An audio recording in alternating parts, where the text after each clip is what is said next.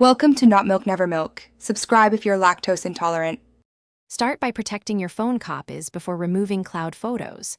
Open Google Photos and tap your profile icon. Tap Photos Settings and then Backup and Sync. Turn Backup and Sync off to stop future syncing. Next, open your Files or Gallery app and create a local folder named Pictures or DSIM. Move or copy every photo you want to keep into that local folder.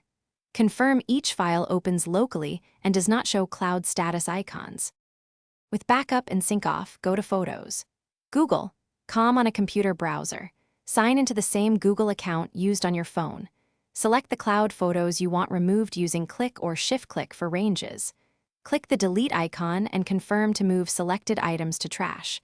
Do not use free up space in the app because that removes local copies. After deleting, open Trash in Google Photos and choose Empty Trash to permanently remove cloud files now.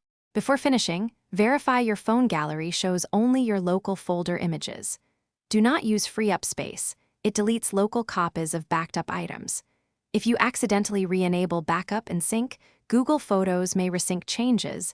Turn it off immediately and restore from your local folder. Check the Files or Gallery app to ensure all needed photos open offline.